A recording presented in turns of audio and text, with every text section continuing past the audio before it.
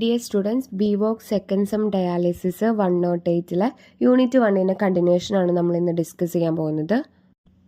So ഇന്ന് നമ്മൾ നോക്കാൻ പോകുന്നത് റെസ്ക്യൂ ബ്രീത്തിങ് മെത്തേഡ്സ് ആണ്. സോ റെസ്ക്യൂ ബ്രീത്തിങ് മെത്തേഡ് എന്ന് പറയുന്നത് ഇത് ഒരു another types of first aid ആണ്. നമ്മൾ ബ്രീത്ത് ചെയ്യാൻ പറ്റാത്ത അല്ലെങ്കിൽ ബ്രീത്തിങ് നിന്നുപോയ സ്റ്റോപ്പായത് ആൾക്കാർക്ക് നമ്മൾ കൃത്രിമശ്വാസം കൊടുക്കല്, ഇതിനെയാണ് നമ്മൾ റെസ്ക്യൂ ബ്രീത്തിങ് മെത്തേഡ് എന്ന് പറയുക. നമ്മൾ നമ്മുടെ ബ്രീത്ത് അവരുടെ വായിലൂടെ നമ്മൾ വൈറ്റൽ ഓക്സിജൻസ് സപ്ലൈ ചെയ്യുന്നതിനെയാണ് നമ്മൾ റെസ്ക്യൂ ബ്രീത്തിങ് മെത്തേഡ് അഥവാ കൃത്രിമശ്വാസം എന്ന് നമ്മൾ പറയുന്നത്. റെസ്ക്യൂ ബ്രീത്തിങ് മെത്തേഡ് നമുക്ക് CPRൻ്റെ കൂടെ, CPR എന്ന് വെച്ചാൽ കാർഡിയോ പൾമിനറി റെസ്ക്യൂഷൻസ്, CPR കൊടുക്കുന്നതിൻ്റെ കൂടെ നമുക്ക് കൊടുക്കാവുന്ന ഒരു മെത്തേഡാണ് റെസ്ക്യൂ ബ്രീത്തിങ് മെത്തേഡ്. ഈ ടെക്നിക്കിൽ എന്തൊക്കെ കാര്യങ്ങളാണ് ഇപ്പോൾ ഒരു അഡൾട്ടിനും അതുപോലെ ഒരു ചൈൽഡും രണ്ടുപേർക്കും എങ്ങനെയാണ് നമ്മൾ ഒരു റെസ്ക്യൂ ബ്രീത്തിങ് മെത്തേഡ് കൊടുക്കുക, എന്താണ് അതിൻ്റെ ആവശ്യകത, ഇതൊക്കെയാണ് നമ്മൾ ഈ ടോപ്പിക്കിൽ ഡിസ്കസ് ചെയ്യാൻ പോകുന്നത്. സോ ഫസ്റ്റ് നമ്മൾ നോക്കാൻ പോകുന്നത് റെസ്ക്യൂ ബ്രീത്തിങ് മെത്തേഡിൻ്റെ റിസ്കഷൻ്റെ എന്തൊക്കെ കാര്യങ്ങളാണ് നമ്മൾ നോക്കേണ്ടത്, എന്താണ് അതിൻ്റെ ആവശ്യകത എന്നാണ്. സോ ഓക്സിജൻ എന്ന് പറയുന്നത് നമ്മുടെ ലൈഫിൽ എസെൻഷ്യൽ ആയിട്ടുള്ള കാര്യമാണ്. ഓക്സിജൻ ഇല്ലെങ്കിൽ നമുക്ക് ജീവൻ നിലനിർത്താൻ വേണ്ടി പറ്റില്ല. ഇങ്ങനെയുള്ള സിറ്റുവേഷൻസിൽ ഓക്സിജൻ ബ്ലഡ് സ്ട്രീമിൽ അല്ലെങ്കിൽ ടൈനി എയർ സാക്സിൽ നമ്മുടെ ലങ്സിൽ ടൈനി എയർ സാക്സിൽ നമ്മൾ സ്റ്റോർ ചെയ്യുന്നതിനെയാണ് നമ്മൾ എന്ത് പറയുക, അല്ലെങ്കിൽ എൻ്റർ ചെയ്യുന്നതിനെയാണ് നമ്മൾ അലോവിൽ എന്ന് പറയുക. സോ വൺസ് ബ്ലഡ് സ്ട്രീമിൽ ഓക്സിജൻ ട്രാവൽ നമ്മുടെ ബോഡിയിൽ എപ്പോഴും ബ്ലഡിലൂടെ ഓക്സിജൻ്റെ ട്രാവലിംഗ് നടക്കുന്നുണ്ട്. സോ ഇങ്ങനെയുള്ള കണ്ടീഷൻസിൽ റെസ്ക്യൂ ബ്രീത്തിങ് മെത്തേഡ് എന്ന് പറയുന്നത് ഒരു ഫസ്റ്റ് എയ്ഡ് ടെക്നിക്സ് ആണ്. എന്തിനു വേണ്ടിയിട്ടാണ്? ആരെങ്കിലും ശ്വാസം നിന്നു പോകുന്ന സിറ്റുവേഷൻസ്, അങ്ങനെ ഇപ്പോൾ അറ്റാക്ക് വരാം, ഇങ്ങനെയൊക്കെ വന്ന് നമ്മുടെ ശ്വാസം നിന്നു പോകുന്ന സിറ്റുവേഷൻസിലാണ് നമ്മൾ റെസ്ക്യൂ ബ്രീത്തിങ് മെത്തേഡ്സ് കൊടുക്കുക. സോ എന്തൊക്കെ സിറ്റുവേഷൻസിലാണ്, എന്തൊക്കെ കാരണങ്ങൾ കൊണ്ടാണ് ബ്രീത്തിങ് നമ്മുടെ സ്റ്റോപ്പ് ആവുന്നതെന്ന് നമുക്ക് നോക്കാം. നമ്മൾ ആദ്യം പറഞ്ഞു കാർഡിയാക് അറസ്റ്റ്, അറ്റാക്സ് വരുമ്പോൾ നമ്മൾ ഇതുപോലെ തന്നെ ബ്രീത്തിങ് സ്റ്റോപ്പ് ആവും. നെക്സ്റ്റ് എന്ന് പറയുന്നത് ഇഞ്ചുറി ഡ്യൂ ടു ഫോൾ, നമ്മൾ അല്ലെങ്കിൽ കാർ ആക്സിഡൻസ് അല്ലെങ്കിൽ എന്തിലെങ്കിലും മേലെ നിന്ന് വീഴുക, ഇങ്ങനെയുള്ള വലിയ വലിയ ആക്സിഡൻസ്, ഇലക്ട്രിക്കൽ ഷോക്ക്, ഇങ്ങനെയുള്ള സിറ്റുവേഷൻസിൽ നമ്മളെ ബ്രീത്തിങ് നിന്നു പോകും. നെക്സ്റ്റ് നമ്മൾ നിയർ ഡ്രൗണിങ് ആണ്. പിന്നെ സ്ട്രോക്ക് വരുമ്പോൾ പിന്നെ എന്തെങ്കിലും നമ്മുടെ വിൻഡ് പൈപ്പ് എന്ന് വെച്ച് കഴിഞ്ഞാൽ നമ്മുടെ തൊണ്ടയിലൊക്കെ എന്തെങ്കിലും കുടുങ്ങി നിൽക്കുന്ന അവസ്ഥ, അതിനാണ് something stuck in windpipe എന്ന് പറയുന്നത്. പിന്നെ condition that make difficult breath, നമ്മൾ ന്യൂമോണിയ, ആസ്മ, അങ്ങനെയുള്ള കണ്ടീഷൻസിലെല്ലാം നമുക്ക് എന്താണ് നമ്മുടെ ശ്വാസം നിന്നു പോകാൻ വേണ്ടിയുള്ള ചാൻസസ് ഉണ്ട്. പിന്നെ ഡ്രഗ്സ് അല്ലെങ്കിൽ ആൽക്കഹോൾസ് ഒക്കെ ഓവർഡോസ് ആവുന്ന സിറ്റുവേഷൻസ്, അല്ലെങ്കിൽ ഇൻഹലേഷൻ ഇഞ്ചുറീസ്, നമ്മളിപ്പോൾ സ്മോക്ക് അല്ലെങ്കിൽ കെമിക്കലായിട്ടുള്ള എന്തെങ്കിലും വായു ശ്വസിച്ച് കഴിഞ്ഞ് കഴിഞ്ഞാൽ നമ്മുടെ ഇതുപോലെ ബ്രീത്തിങ് സ്റ്റക്ക് ആവും. സോ ഇങ്ങനെയുള്ള സിറ്റുവേഷൻസിലൊക്കെയാണ് നമ്മൾ റെസ്ക്യൂ ബ്രീത്തിങ് മെത്തേഡ്സ് നമ്മൾ ഫോളോ ചെയ്യുന്നത്. സോ നെക്സ്റ്റ് നമ്മൾ നോക്കാൻ പോകുന്നത് റെസ്ക്യൂ ബ്രീത്തിങ് മെത്തേഡും CPRും തമ്മിലുള്ള വ്യത്യാസം എന്താണ്, കാർഡിയോ പൾമിനറി റെസ്ക്യൂഷനും റെസ്ക്യൂ ബ്രീത്തിങ് തമ്മിലുള്ള വ്യത്യാസങ്ങൾ എന്താണെന്നാണ് നമ്മൾ നെക്സ്റ്റ് നോക്കാൻ പോകുന്നത്. സോ നമ്മൾ മുന്നേ പറഞ്ഞതുപോലെ റെസ്ക്യൂ ബ്രീത്തിങ് മെത്തേഡ് എന്ന് പറയുന്നത് നമുക്കൊരു പേഴ്സൻ്റെ ബ്രീത്തിങ് നിന്ന് പോകുന്ന സിറ്റുവേഷൻസിൽ നമുക്ക് റെസ്ക്യൂ ബ്രീത്തിങ് മാത്രമായിട്ട് കൊടുക്കാൻ പറ്റുന്ന ഒന്നാണ്. പക്ഷേ CPR എന്ന് പറയുന്നത് ഒരു വ്യക്തിയുടെ, ഒരു പേഷ്യൻറ്റിൻ്റെ ഹാർട്ട് ബീറ്റ് അല്ലെങ്കിൽ പൾസ് നിന്ന് പോകുന്ന സിറ്റുവേഷൻസിൽ മാത്രമാണ് നമ്മൾ CPRും റെസ്ക്യൂ ബ്രീത്തിങ്ങും ചെയ്യുക. റെസ്ക്യൂ ബ്രീത്തിങ് നമുക്ക് തന്നെ ഒരു പേഷ്യൻറ്റിന് കൊടുക്കുക. ഇപ്പോൾ പൾസ് ഉണ്ട് പക്ഷേ ശ്വാസം എടുക്കാൻ പറ്റാത്ത സിറ്റുവേഷൻസിൽ നമ്മൾ പ്രൊവൈഡ് ചെയ്യുന്ന ഒന്നാണ് റെസ്ക്യൂ ബ്രീത്തിങ്. ഇത് നമുക്ക് CPRൻ്റെ ഒപ്പം നമുക്ക് റെസ്ക്യൂ ബ്രീത്തിങ് കൊടുക്കാം.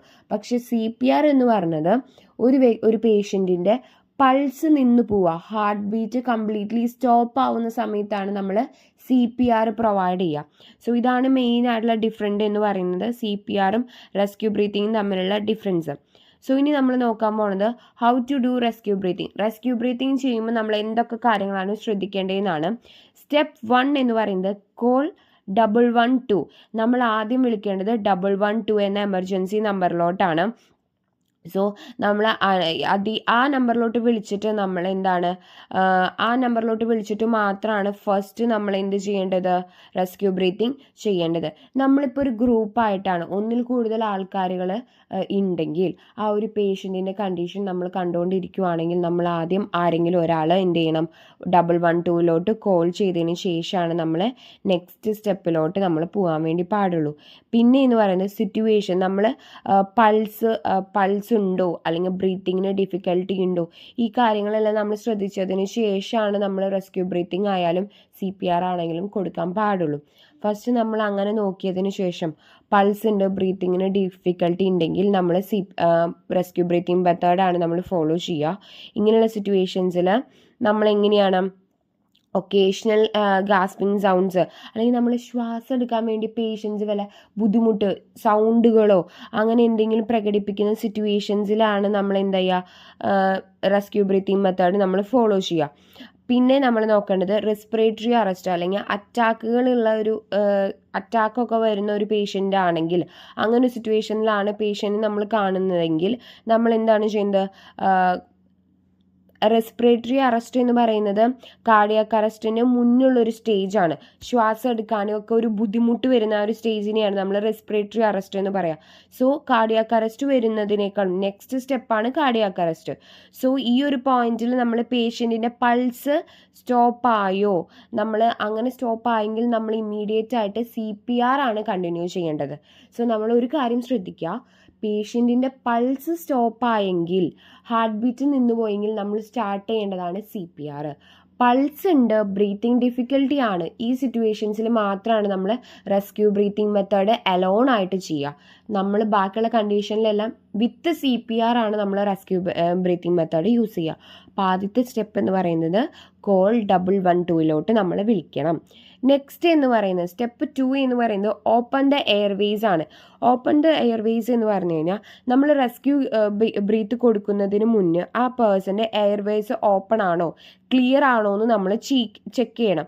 അതുപോലെ തന്നെ ഓപ്പൺ ചെയ്യാൻ വേണ്ടിയിട്ട് നമ്മൾ എന്തൊക്കെ കാര്യങ്ങളാണ് ചെയ്യുക, ഇപ്പം മേ ബി എന്തെങ്കിലും തടസ്സങ്ങളുണ്ടെങ്കിൽ നമ്മൾ എങ്ങനെയാണ് ചെയ്യുക, ആ ഒരു ആളുടെ ഫോർഹെഡിൽ നമ്മൾ ഹാൻഡ് പ്ലേസ് ചെയ്തിട്ട് നമ്മൾ എന്ത് ചെയ്യും, ആളുടെ ബാക്കിൽ ജെൻ്റലി നമ്മളൊന്ന് ഇങ്ങനെ ഒന്ന് തട്ടിക്കൊടുക്കും. ദെൻ നമ്മൾ ഫിംഗേഴ്സ് യൂസ് ചെയ്തിട്ട് അതർ ഹാൻഡ് നമ്മുടെ മറ്റേ കൈ ഉപയോഗിച്ചിട്ട് കെയർഫുള്ളി അവരുടെ ചീക്ക് അപ്വേർഡ് ഡയറക്ഷനിലോട്ട് ഉയർത്തും. സോ ഇങ്ങനെയാണ് എയർവേസ് നമ്മൾ ചെക്ക് ചെയ്യുന്നത്.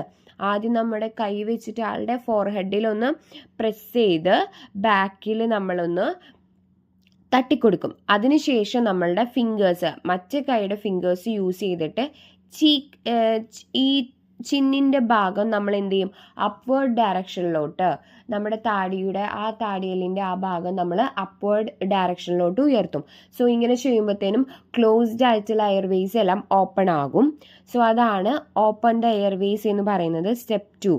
സ്റ്റെപ്പ് 3 എന്ന് പറയുന്നത് നമ്മൾ എന്താണ്, ഗീവ് റെസ്ക്യൂ ബ്രീത്ത്. ഇനിയാണ് നമ്മൾ റെസ്ക്യൂ ബ്രീത്ത് കൊടുക്കേണ്ടത്. സോ എന്തൊക്കെ കാര്യങ്ങളാണ് ഓപ്പൺ ചെയ്തതിന് ശേഷം എന്തൊക്കെ കാര്യങ്ങളാണെന്ന് നോക്കാം.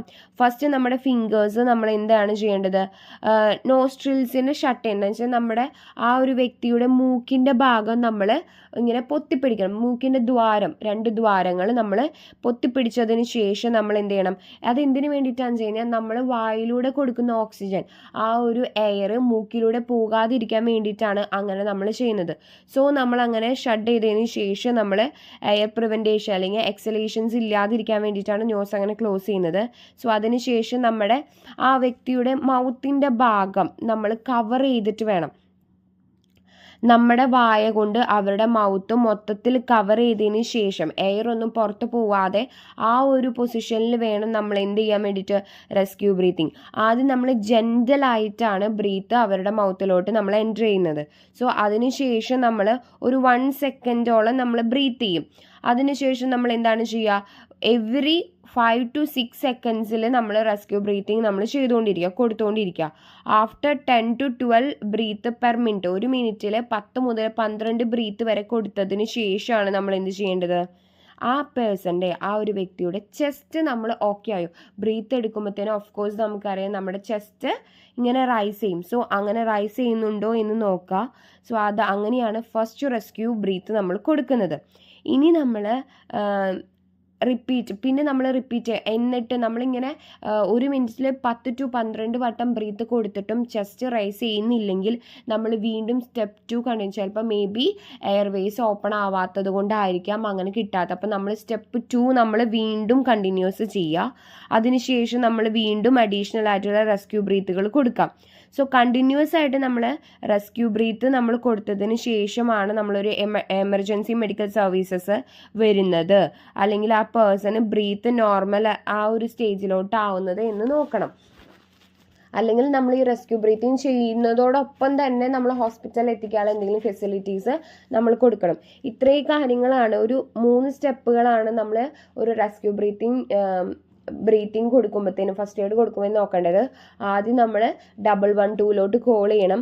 രണ്ടാമത് നമ്മൾ ചെയ്യേണ്ടത് എയർവേസ് ഓപ്പൺ ആണോ എന്ന് ചെക്ക് ചെയ്യണം. ഇല്ലെങ്കിൽ നമ്മൾ ഓപ്പൺ ചെയ്യാനുള്ള മെത്തേഡ് ഫോളോ ചെയ്യണം. അതിനുശേഷം നമ്മൾ റെസ്ക്യൂ ബ്രീത്തിങ് കൊടുക്കണം. ഇത്ര കാര്യങ്ങളാണ് നമ്മൾ ശ്രദ്ധിക്കാനുള്ളത്. നെക്സ്റ്റ് നമ്മൾ നോക്കുന്നത് റെസ്ക്യൂ ബ്രീത്ത് എന്ന് പറയുന്നത് മൗത്ത് ടു മൗത്ത് ആണ് നമ്മളിപ്പോൾ പറയുന്നത്. ഇപ്പം നമ്മളുടെ ഇതിൽ നിന്ന് വിക്ടിമിൻ്റെ വായയിലോട്ട് നമ്മൾ ശ്വാസം കൊടുക്കുന്നത്. ചില കണ്ടീഷൻസിൽ ഇപ്പോൾ ഒരു ആക്സിഡൻറ്റിൽ വായയുടെ ഭാഗമൊക്കെ ഭയങ്കരമായിട്ട് ഇഞ്ചുർ ആയിട്ടുണ്ട്, ബ്ലീഡിങ് ഉണ്ടെങ്കിൽ ഈ സിറ്റുവേഷനിൽ നമ്മൾ മൗത്ത് ടു നോസും നമ്മൾ റെസ്ക്യൂ ബ്രീത്തിങ് ചെയ്യാറുണ്ട്. അത് റെയർലി സിറ്റുവേഷൻസ് ആണ്, അതും കൂടി നമ്മളൊന്ന് ശ്രദ്ധിക്കണം. നെക്സ്റ്റ് നമ്മൾ നോക്കാൻ പോകുന്നത്